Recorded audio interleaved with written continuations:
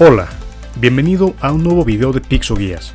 Somos Rodrigo y Sofía y en este video revisaremos reactivos como los que se encuentran en nuestras guías. Las guías están resueltas y se encuentran todos los temas desarrollados con base en las referencias bibliográficas oficiales propuestas por Ceneval. En este momento estás viendo en la pantalla los reactivos que revisaremos en este video.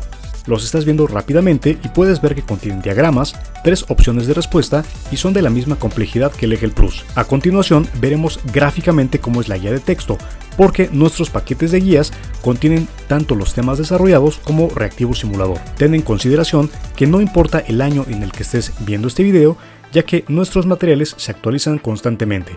Simplemente este video, al igual que los otros en nuestro canal, son video muestrarios, por lo que en caso de que solicites un muestrario, te remitiremos a este video. En este momento estás viendo en la pantalla cómo es la guía de texto.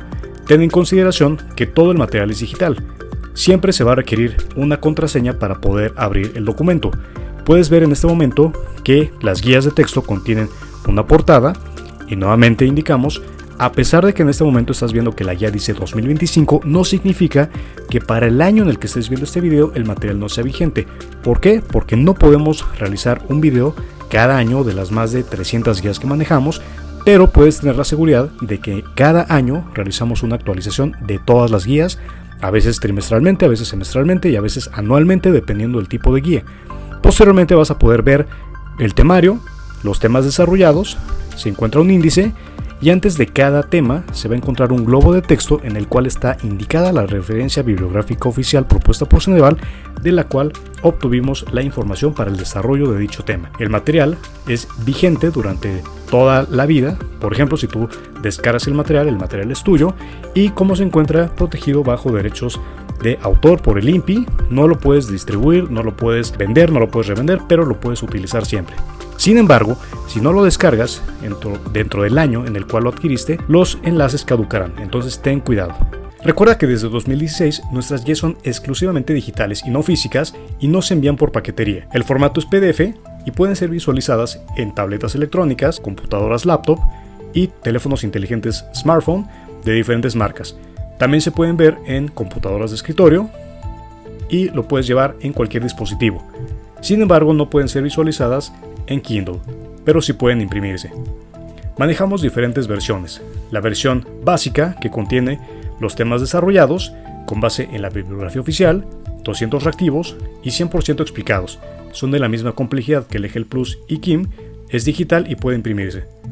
La versión Deluxe contiene absolutamente lo mismo, pero en vez de 200 reactivos contiene 500. La versión absoluta contiene lo mismo, pero en lugar de 500 reactivos son 1000 reactivos. La versión suprema contiene lo mismo, pero 1500 reactivos. La versión Nucleon contiene lo mismo y 2000 reactivos. Y finalmente la versión Reactor contiene lo mismo, pero 3000 reactivos. Estos son nuestros medios de contacto por si deseas contactarnos para adquirir una guía. En este caso, el WhatsApp es el medio por el que mayormente nos comunicamos, pero puedes comunicarte por Facebook, Instagram, WhatsApp. También Messenger de Facebook, X, YouTube, TikTok y correo electrónico, aunque principalmente por WhatsApp. Te saludamos Rodrigo y Sofía y esa fue la introducción al video. El video es muy extenso, así que puedes verlo por partes. Recuerda que para tu tranquilidad y terminar con el miedo a estafas, puedes revisar más de 800 opiniones positivas en nuestra fanpage de Facebook, comentarios de usuarios en nuestro canal de YouTube y en caso de que nos contactes por WhatsApp y tengas dudas sobre la seguridad de este sitio respecto a otros, con gusto podremos enviarte ebooks como los que puedes ver en la pantalla en este momento, en donde mostramos al equipo de Pixoguías y almacenamos imágenes de más de 2000 opiniones desde hace más de 10 años. Somos el único sitio del Giro que muestra quiénes son sus integrantes. Lo importante es que en todo momento te sientas seguro y tranquilo con nosotros. No olvides suscribirte a nuestro canal de YouTube para que estés enterado de todas nuestras actualizaciones. Revisemos ahora reactivos del área 3, diseño, optimización y control de procesos con el formato de cuestionamiento directo. Muy bien, tal como comentamos en los reactivos del área 1 y área 2 de este video, tanto en nuestra guía como en los reactivos de este video, en la parte superior izquierda de cada reactivo se encuentra indicada la subárea y el tema al que hace referencia el reactivo en cuestión. Están las opciones de respuesta y posteriormente puede indicarse un diagrama que ejemplifique lo que se está indicando en el reactivo y posteriormente vendrá la respuesta y la explicación. Entonces, Ten en consideración que estos son reactivos basados en exámenes reales previos, tanto del EGEL Ingeniería Química de antes de 2021 como del EGEL Plus de Ingeniería Química en sus versiones posteriores al 2021, y considera que todos los reactivos están basados en los temas oficiales vigentes. Entonces no hay ningún problema en la parte de los temas, y no son temas que sean fuera de contexto, porque estos tú los puedes corroborar y contrastar con los que la propia guía de Ceneval de su portal oficial te indica, y también de su formulario. Entonces, una vez ya comentado esto, vamos a revisar los reactivos. Este reactivo es de la Subárea 3.1, Síntesis y Optimización de Procesos, del tema Diagrama de Moody. Dice así: un ingeniero en Tampico analiza el flujo de agua a 25 grados centígrados a través de una tubería comercial de acero de 2 pulgadas de diámetro y 30 metros de longitud. Se mide una velocidad promedio de 1.8 metros sobre segundos y una rugosidad absoluta de 0.045 milímetros. El ingeniero desea estimar la pérdida por fricción utilizando el coeficiente de fricción de Darcy, el cual debe obtenerse del diagrama de Moody. Con base en esta información, ¿qué parámetro debe calcular primero para ubicar el punto correspondiente en el diagrama de Moody? A. El número de Reynolds y la caída de presión por unidad de longitud.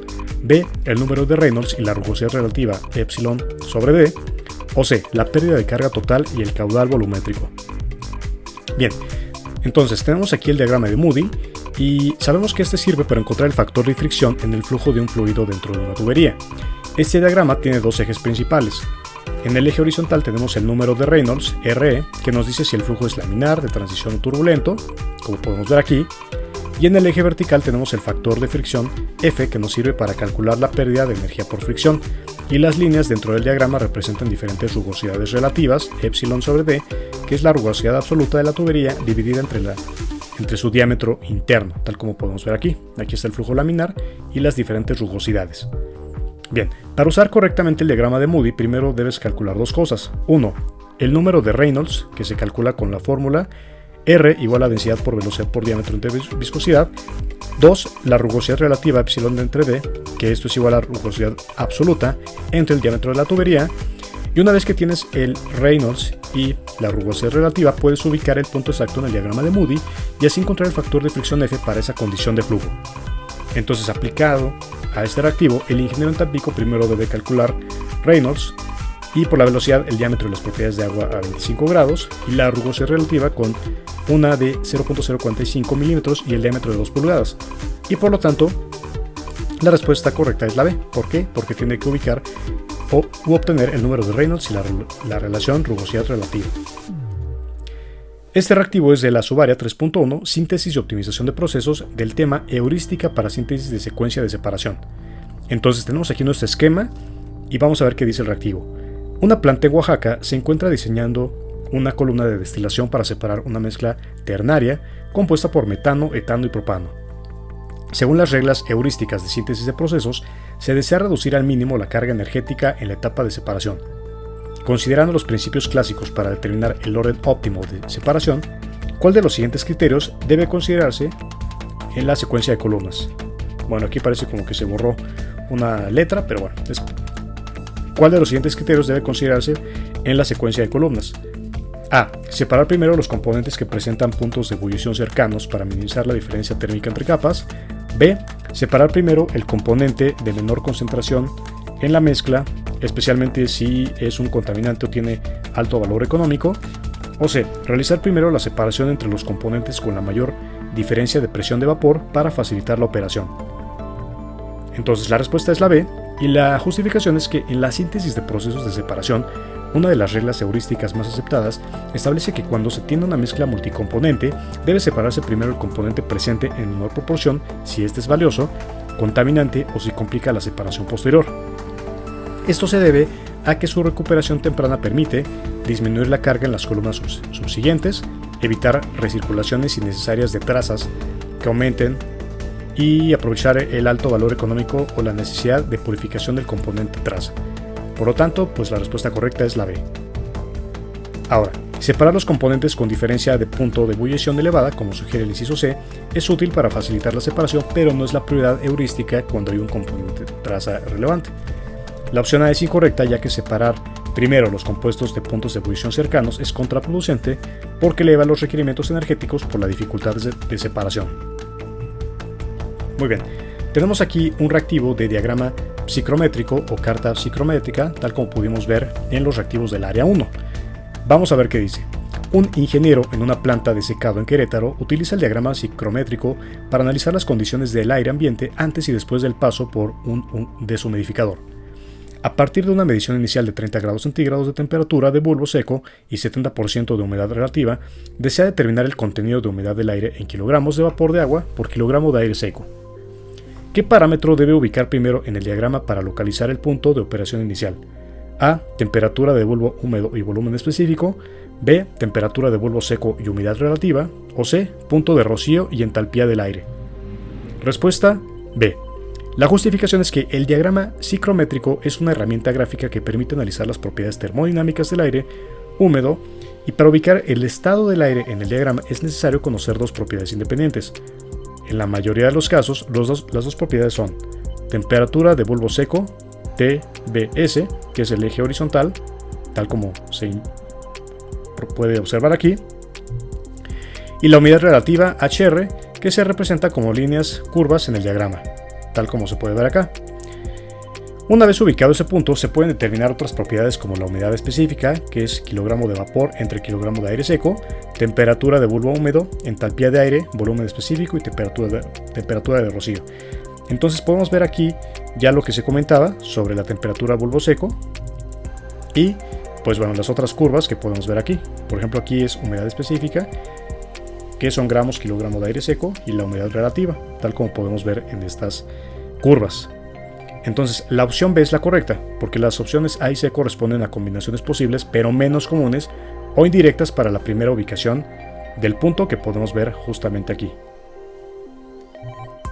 Bueno, prácticamente comentamos que una vez ubicado ese punto, se puede determinar otras propiedades como la humedad específica, kilogramo de vapor entre kilogramos de aire seco, y bueno, pues esto ya lo habíamos comentado prácticamente. Bien, vamos a ver otro reactivo. En este caso es del tema de reglas heurísticas para selección de secuencias de destilación, y dice así: una planta piloto en Mérida se encuentra evaluando la secuencia óptima de separación por destilación de una mezcla ternaria compuesta por acetona A, metanol B y agua C, cuyos puntos normales de ebullición son acetona 56.5 grados centígrados, metanol 64.7 grados centígrados y agua 100 grados centígrados. Se busca minimizar el consumo energético del sistema y evitar problemas de arrastre o recirculación innecesaria. Según las reglas heurísticas clásicas para seleccionar secuencias de destilación, ¿cuál de las siguientes opciones representa una secuencia adecuada? A. Realizar primero la separación de metanol B, después separar acetona A de agua C. B. Separar primero mezcla AB de la C y luego separar A de B. Y C. Separar primero acetona A, luego metanol, B y finalmente agua. Entonces, la respuesta correcta es la B. ¿Por qué? Porque según las reglas heurísticas establecidas para seleccionar secuencias de destilación en mezclas ternarias, se recomienda separar primero los componentes con mayor diferencia de punto de ebullición entre sí. Evitar separar primero componentes con puntos de ebullición cercanos, ya que esto eleva el costo energético por requerir columnas más exigentes.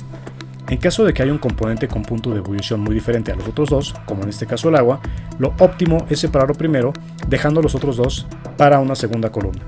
Entonces tenemos la mezcla ternaria, que es acetona, metanol y agua. Tenemos la primera columna, la segunda y acetona. Entonces, pues bueno, esa es la secuencia de destilación para separar una mezcla ternaria, tal como comentamos. Entonces, en este ejemplo, la acetona y el metanol tienen puntos de ebullición cercanos, menos de 10 grados de diferencia, y el agua tiene el suyo más alto. Entonces, se recomienda separar primero la mezcla AB de la C y luego separar A de B en una segunda etapa. La opción A no es eficiente porque separa de entrada dos compuestos con diferencia pequeña de ebullición. Y la C, aunque parece lógica en orden de volatilidad, viola la heurística energética al iniciar con una separación compleja y costosa de acetona versus metanol. Bien, tenemos aquí otro reactivo, que es desde el tema del método de la sección dorada para optimización univariable. Entonces, una empresa química en Monterrey desea optimizar el rendimiento de un proceso de secado mediante el ajuste de la temperatura de operación. El rendimiento Rx se comporta como una función unimodal dentro del intervalo 50-90 y se sabe que alcanza un máximo único. Se decide aplicar el método de la sección dorada para encontrar la temperatura óptima. Durante la primera iteración del método, ¿Cuáles son los dos puntos internos x1 y x2 que deben evaluarse si se utiliza el factor dorado psi raíz de 5 menos 1 entre 2 aproximadamente 0.618? A. x1, que es igual a 59.28 y x2 80.72, o las opciones B y C con sus números respectivamente. Bien, la respuesta correcta es la C, que es x1 igual a 64.72 y x2 igual a 75.28, porque el método de la sección dorada se basa en reducir iterativamente el intervalo de búsqueda para funciones unimodales utilizando la proporción dorada psi, que es igual a 0.618. Entonces, en la primera iteración, el límite inferior es A, que es 50, o alfa, el límite superior B o beta, 90, la longitud del intervalo es B o beta menos A o alfa, es igual a 40. Entonces, si calculamos los puntos internos, vemos aquí que pues x1 es igual a o alfa más 1 por psi por b menos alfa o a menos, o esto es igual a 50 más 0.358 por 40 igual a 50 más 15.28 y esto es igual a 65.28. Para x2, bueno, que es prácticamente lo que ya tenemos por acá. Bueno, ahorita vamos a ver esa parte, parece ser que la respuesta correcta es la B. Vamos a hacer la operación. Sí, justamente es la B. Se nos pone aquí la C, pero en realidad es la B. ¿Por qué? Porque ya obtuvimos aquí los resultados. Entonces, bien, x2 es A más I por B menos A igual a 50 más 0.618 por 40 y esto es igual a 50 más 24.72 y esto es igual a 74.72. Bien, entonces dependiendo de la convención los nombres de x1 y x2 pueden intercambiarse, pero los valores claves son cercanos a 64.72 y 75.28. Pero bueno, finalmente lo que calculamos correspondería más al B. Entonces, por lo tanto, la respuesta correcta es la B. Entonces, pues aquí prácticamente es la forma como se resuelve esto. Entonces, aunque aquí dice C, la opción es la B, ya que son los cálculos que obtuvimos. Ahora vamos a ver un reactivo del tema de método de Fibonacci para optimización univariable. Bueno, una empresa farmacéutica busca optimizar el tiempo de reacción de un proceso enzimático operando entre 10 y 50 minutos. El rendimiento del proceso es una función unimodal dentro de ese intervalo. Se elige el método de Fibonacci para realizar la optimización con un total de 6 evaluaciones experimentales. ¿Cuáles son las posiciones relativas de los dos puntos internos x1 y x2 en la primera iteración si se basa en la secuencia de Fibonacci? A. x1 igual a 22.4 minutos, x2 igual a 37.6 o las opciones B y C con sus respectivos números. Respuesta A, que fue la que ya leímos. ¿Por qué? Porque bueno, el método de Fibonacci es una técnica iterativa para optimización univariable donde el intervalo A-B se reduce progresivamente utilizando relaciones de la sucesión de Fibonacci para elegir los puntos internos. Entonces, en la primera iteración con un total de 6 de números, evaluaciones, se usan los términos F6, 8, F5, 5 y F4, 3 de la sucesión de Fibonacci. Se aplica la fórmula, x1 es igual a más F4 entre F6 entre B menos A, y para x2, A más F5 entre F6 por B menos A. Sustituyendo, A tenemos 10 y B 50, y hacemos la operación respectiva y tenemos que para x1 es 25 y para x2 35. Sin embargo, si la pregunta se refiere a posiciones relativas respecto al intervalo, los puntos son aproximadamente 22.4 y 37.6 minutos, considerando una interpolación más precisa de los valores reales de la sucesión, basado en relaciones exactas y redondeos usados en implementación real. Por lo tanto, esa sería prácticamente pues la opción correcta. En fin, es muy poco probable que te pregunten esto. Lo más seguro es que te pregunten algún tipo de... que sepas exactamente para qué se utiliza. Es muy poco probable que te hagan esta clase de reactivos. ¿Por qué? Porque necesitarías realmente las tablas o los números pues ya directos ahí, porque es imposible memorizar todo. Y pues ejemplos un poco más específicos con tablas. Entonces realmente es muy poco probable que te pregunten esto, pero con que tú sepas para qué funciona ese método y cuándo lo debes de utilizar y emplear es más que suficiente. Bien, ahora vamos a ver este reactivo de evaluación económica preliminar. Prácticamente lo que tiene que ver con ingeniería económica te lo van a preguntar en este módulo o en esta área. Vamos a ver ahorita, solamente vamos a revisar cuánto nos falta de cuestionamiento directo. Bien, ya falta poquito para ir a los de completamiento. Entonces, Durante la etapa de diseño conceptual de una planta química en Guanajuato, el ingeniero de proceso realiza una evaluación económica preliminar para decidir entre 3 configuraciones posibles de calentamiento. La opción 1 incluye un horno de proceso, la opción 2 un calentador de fuego directo y la opción 3 un sistema de intercambiadores de calor para áreas pequeñas.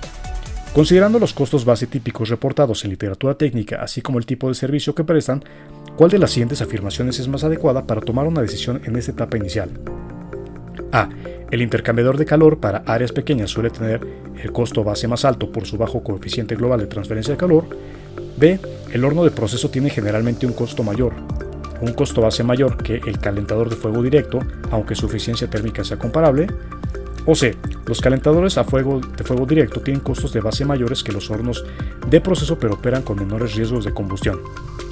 Respuesta B. ¿Por qué? Bueno, aquí tenemos el costo de base aproximado. Vemos que los hornos de proceso son los que tienen el mayor costo base de equipo. El calentador de fuego directo la mitad o intermedio entre ese y los intercambiadores de calor. La justificación es que la evaluación económica preliminar utiliza costos base estándar de equipos para comparar opciones en etapas tempranas de diseño. Entonces, en este contexto, los hornos del proceso están entre los equipos más costosos debido a su construcción especializada, materiales resistentes a altas temperaturas y requisitos de seguridad. Los calentadores de fuego directo son más económicos en términos de costo base, aunque su eficiencia depende del tipo de quemador y control térmico. Los intercambiadores de calor para áreas pequeñas tienden a tener costos relativamente bajos y se usan cuando las necesidades térmicas no son elevadas. El coeficiente global de transferencia no es un factor que encarezca el equipo en sí. Entonces la opción B es correcta. Los hornos de proceso suelen tener un costo base mayor, lo que los hace menos atractivos cuando hay alternativas más económicas viables. Ahora veamos un reactivo del tema diagramas de bloques y flujo de proceso DFP. Una empresa petroquímica en Tula está desarrollando un nuevo proceso de reformado catalítico y requiere representar gráficamente su estructura general antes del diseño detallado. El ingeniero a cargo elige comenzar con un diagrama de bloques y posteriormente elaborar un diagrama de flujo de proceso DFP. ¿Cuál de las siguientes afirmaciones describe correctamente la relación entre ambos tipos de diagramas y su utilidad en el desarrollo de diseño? A.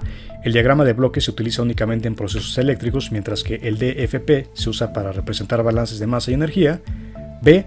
El DFP se emplea primero para mostrar de forma general los procesos y luego se elabora el diagrama de bloques con detalle de equipos. Y C. El diagrama de bloques proporciona una visión global del proceso sin detalles operativos, mientras que el DFP incluye equipos, corrientes y condiciones de operación clave. Respuesta C, justamente esa opción que comentamos. Aquí tenemos el diagrama de bloques, donde vemos la materia prima que entra a un proceso, y el diagrama de flujo de proceso, donde tenemos pues ya la materia prima y todo el desarrollo por el que pasa para generar un producto. Los diagramas de bloques son herramientas iniciales en ingeniería de procesos que permiten visualizar la estructura general del sistema sin entrar en detalles específicos, tal como podemos ver aquí. Cada bloque representa una operación unitaria o una función del proceso y las flechas indican la dirección del flujo de materiales.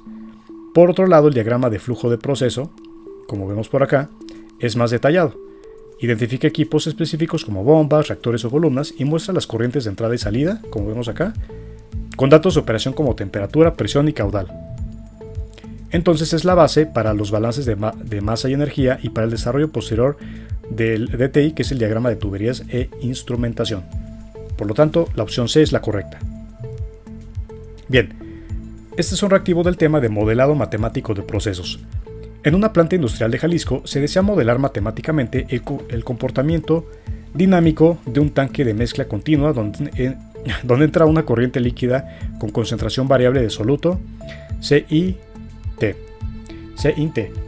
El volumen del tanque se mantiene constante por una válvula de salida. ¿Cuál de las siguientes ecuaciones representa de forma más adecuada el modelo matemático diferencial del sistema considerando la mezcla perfecta? Entonces prácticamente es muy posible que te puedan preguntar así. Para fines del examen, apréndete las fórmulas que vienen en el formulario porque puede que te vengan una o dos preguntas así, donde no tienes que hacer como tal cálculos, pero sí tienes que identificar. Entonces, de lo que se está hablando aquí en el diagrama técnico es justamente este. Y la respuesta es la que tiene esta fórmula. ¿Por qué? Porque bueno, el modelo matemático de un tanque de mezcla perfectamente agitado se basa en un balance de materia diferencial sobre el componente del interés, suponiendo que el volumen del tanque V se mantiene constante y que el flujo de entrada y salida es Q1. Como vemos acá, se tiene que la entrada es Qx C in por T, la salida Qx por C por T y la acumulación es B por dc T entre dt. Entonces, aplicando el balance de materia, vemos que pues la V prácticamente contiene esto, o sea, esto despejado, y dividiendo los lados, pues tenemos que aparece así. Por lo tanto, esto representa la respuesta dinámica del sistema a cambios en la concentración de entrada, lo cual es clave para el análisis de control de procesos y simulación dinámica. Por tanto, las opciones B y C son dimensionalmente incorrectas o incompletas. Ahora veamos un reactivo de diagrama de Molière o diagrama HS. Durante el diseño de una caldera industrial en Puebla, el ingeniero de procesos debe evaluar el comportamiento del vapor en distintas condiciones de presión y temperatura. Para ello, utiliza el diagrama de Molière o HS. ¿Cuál de las siguientes variables se representan en los ejes del diagrama de Molière típico para vapor de agua? A. Presión P en el eje vertical y volumen específico V en el eje horizontal. B. Entalpía H en el eje vertical y entropía S en el eje horizontal. Y C. Temperatura T en el eje vertical y presión P en el eje horizontal. Respuesta B. La justificación es que el diagrama de Molière o diagrama HS es una representación gráfica que relaciona la entalpía específica H y kilojoules entre kilogramo en el eje vertical, tal como podemos ver aquí, y la entropía específica S, kilojoules entre kilogramo por Kelvin, en el eje horizontal, y por eso es ampliamente usado en ingeniería térmica, especialmente en turbinas de vapor, calderas, ciclos Rankine y análisis de eficiencia. Y en él también se incluyen curvas de presión constante, temperatura constante, calidad de vapor X y otras propiedades derivadas, tal como podemos ver aquí esas curvas: presión constante, vapor saturado, vapor húmedo, línea de temperatura constante y línea de temperatura constante aquí.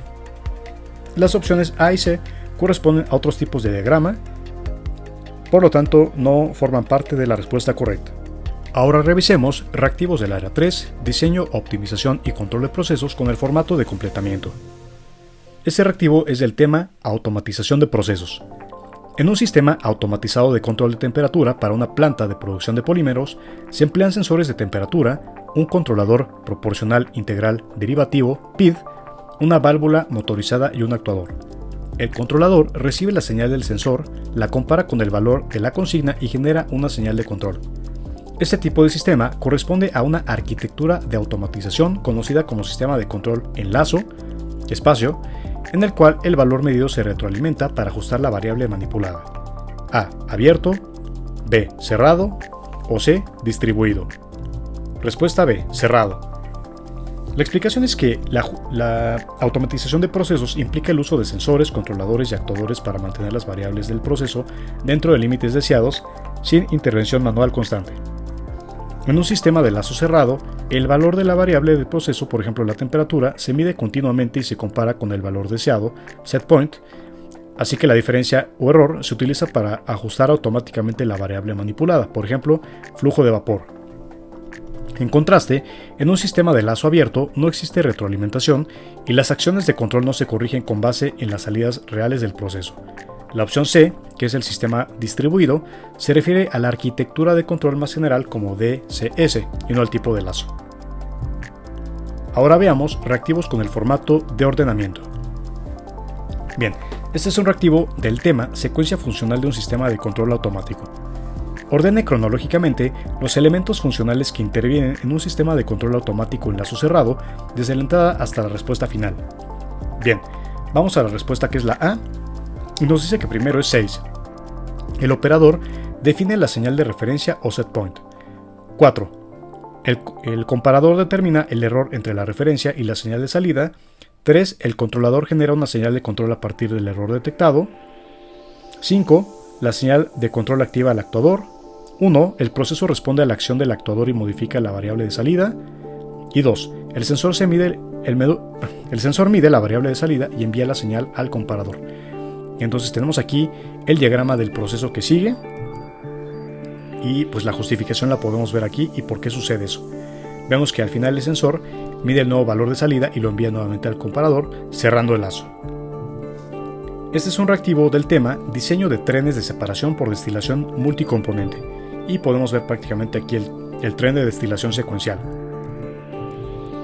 Bien, ordene cronológicamente los pasos necesarios para el diseño conceptual de un tren de destilación secuencial para una mezcla multicomponente considerando principios heurísticos. Ok, tenemos aquí que la respuesta es la A. Entonces primero es 5. Definir el objetivo del proceso de separación. Pureza, recuperación, número de etapas. 2. Estimar la dificultad de separación mediante diferencias de punto de ebullición o coeficientes de volatilidad relativa. 3. Aplicar criterios de agrupamiento, por ejemplo, separar compuestos de alta pureza primero si se requiere. 1. Elegir el primer corte para separar el componente más volátil como tope. Y 4. Establecer la secuencia de columnas necesarias y sus interconexiones. Por lo tanto, la respuesta correcta es la A. Y finalmente, vamos a ver un reactivo del tema lazo abierto versus lazo cerrado de la Subera 3.2 Sistemas de Control y Automatización. Dice así: indique cuál de los siguientes diagramas representa un sistema de lazo abierto. Entonces tenemos aquí los diagramas. Vemos aquí al inicio, todos tienen una señal de entrada. Posteriormente pues está el regulador, el actuador, el proceso, pero vemos que aquí en las flechitas van a haber diferentes pues acotaciones dependiendo del tipo de opción. Entonces nos vamos directamente a la respuesta. Vemos que es la A. Nos indica que pues primero la señal de entrada va al regulador, como variable de control pasa aquí, luego va al actuador, como variable de actuación por acá, luego un proceso, aunque en ese proceso puede haber perturbaciones, y al final pues está la salida, a diferencia de las otras tres opciones B, C y D. Entonces, la justificación es que un sistema de lazo abierto es aquel en el que no existe retroalimentación de salida al controlador. Eso significa que el sistema no tiene forma de comparar lo que está ocurriendo en la salida con respecto a la señal de referencia, y por tanto no puede corregirse automáticamente ante desviaciones ni perturbaciones. En el diagrama A, el flujo de señal se da en una sola dirección, desde la entrada hasta la salida, pasando por el regulador, el actuador y el proceso. No se representa ninguna señal de retroalimentación ni circuito cerrado, lo cual cumple con la definición clásica de control en lazo abierto. Por lo tanto, la respuesta correcta es la A. Y finalmente, para concluir nuestro video, veamos reactivos con formato de relación de elementos. Muy bien, este reactivo es de la Subarea 3.2 Sistemas de Control y Automatización, con el tema Funciones de componentes en sistemas de control en lazo cerrado. Dice así: en una planta petroquímica ubicada en Tula, se requiere implementar un sistema de control automático en lazo cerrado para regular la presión interna en un recipiente a presión. El objetivo es que el sistema actúe automáticamente si la presión real se desvía del valor deseado, y que mantenga la seguridad y estabilidad del proceso sin intervención humana continua. Para ello, se diseñan los bloques funcionales básicos del sistema: un sensor para medir la presión, un comparador que determine el error, un controlador que genere la señal de control, y un actuador que ejecute una acción correctiva sobre una válvula de alivio o suministro de gas. Relacione cada componente con la función que realiza dentro del sistema de control. Entonces tenemos aquí la planta petroquímica en Tula y la tabla con las dos columnas. Entonces vemos que el primer componente del sistema es sensor, controlador, actuador y comparador.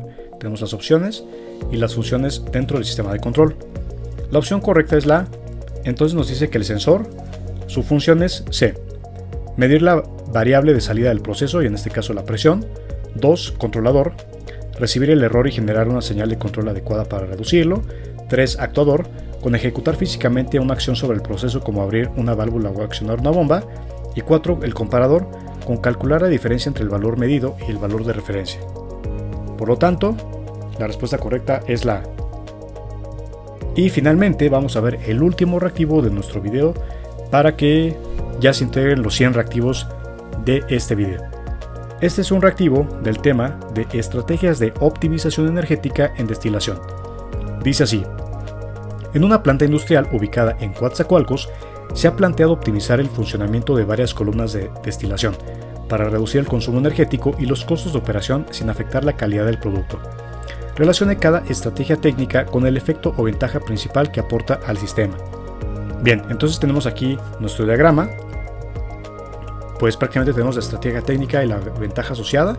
Vemos aquí la fuente de alimentación, vemos aquí pues el esquema donde está ocurriendo el proceso, el precalentamiento con reflujo que entra por acá y los productos a tope, posteriormente el recalentamiento con intercambiador, platos de alta eficiencia afuera del diámetro de la columna y posteriormente la eficiencia posterior, ¿no? Entonces tenemos aquí la estrategia técnica y la ventaja asociada. Vamos a ver que la respuesta correcta es la B, que nos dice que es 1, recalentamiento de alimentación con reflujo con la A, que reduce el requerimiento de vapor en el hervidor. 2, recalentamiento con intercambiador en el fondo, aunque mejora el rendimiento del sistema mediante integración térmica. 3, instalación de platos de alta eficiencia con C, que disminuye la carga térmica global manteniendo la pureza. Y 4, aumento del reflujo sin modificar el reboiler, con D, que incrementa el consumo energético sin beneficio significativo. Muy bien, entonces ya hemos tenido aquí la explicación. Vemos que al incrementar la eficiencia de separación por etapa o plato, se requiere menos energía total para lograr la misma separación, manteniendo la calidad del producto con menor carga térmica. Entonces, el aumento del reflujo sin modificar el rehervidor incrementa el consumo energético sin beneficio significativo. Y finalmente, si se incrementa el reflujo sin ajustar la energía en el rehervidor, se sobrecarga el sistema y se consume más energía sin mejorar la separación, lo que genera ineficiencia. Muy bien, pues hemos terminado nuestro video de 100 ejemplos de reactivos como los que se encuentran en la guía EGEL Plus de Ingeniería Química de Pixoguías. Prácticamente vimos reactivos como los que te pueden preguntar, no exactamente, pero sí la clase de diagramas, planteamientos, dificultad, todo eso es muy posible que te lo pregunten de esta forma. Ahorita estamos haciendo un análisis o más bien una recapitulación de todos los reactivos, pasando por el área 3, el área 2 y el área 1. Y bueno, pues si te gustó este video, dale like, compártelo con las personas que creas que les puede funcionar, suscríbete a nuestro canal y recuerda que puedes ver aquí en la parte superior del video nuestro WhatsApp, también en la parte inferior donde está la caja de comentarios y en la descripción del video pues nuestros enlaces a la tienda en línea, nuestros medios de contacto como WhatsApp, Viber, Telegram, Instagram, Facebook, para que te pongas en contacto. Recuerda, en la parte de la descripción está nuestro teléfono, nuestro WhatsApp. Si estás interesado en alguna de las versiones de las guías, recuerda que son las que ya pudimos ver antes, que son la versión básica, la versión deluxe, la versión absoluta, suprema, la versión nucleón y la versión reactor, todas con sus reactivos, con la explicación de los temas. Y bueno, pues sí, es un examen difícil, pero finalmente pues la satisfacción de poder acreditar es muy grande. Entonces te saludamos Rodrigo y Sofía de Pixoguías. Fue un placer para nosotros mostrarte pues este video. Esperamos que te haya sido de mucha utilidad. Nuevamente, si estás interesado en alguna guía, contáctanos. Los precios, las características, viene ya todo en la página, en la tienda en línea. Y pues recuerda, los videos son muestrarios en sí mismos. Bien, pues te enviamos un fuerte abrazo, te deseamos muchísimo éxito y estamos en contacto. Hasta luego. ¿Cuáles son los precios y cómo recibir una guía? Los precios de las diferentes guías podrás visualizarlos en la descripción de este video. Allí podrás encontrar el enlace hacia la tienda en línea de la guía de tu interés. Además de los precios, encontrarás las características y diferencias entre cada una de ellas, formas de pago y tiempo de envío, el cual es generalmente inmediato tu correo electrónico siempre y cuando nos envíes tu comprobante vía WhatsApp o fanpage de Facebook. Puedes hacer tu pago en nuestra tienda en línea a través de tarjeta de débito, tarjeta de crédito o PayPal las 24 horas. No es necesario crear una cuenta. O si lo prefieres, puedes hacer tu pago a través de depósito bancario de 8 de la mañana a 4 o 5 de la tarde dependiendo del banco, pago en Practicajas las 24 horas del día o depósito en tienda de conveniencia, Oxxo o 7-Eleven de 8 de la mañana a 8 de la noche. Si lo prefieres, puedes realizar transferencia interbancaria a cualquier hora. Pixoguías está disponible las 24 horas, los 7 días de la semana, sin importar si es un día festivo o es madrugada.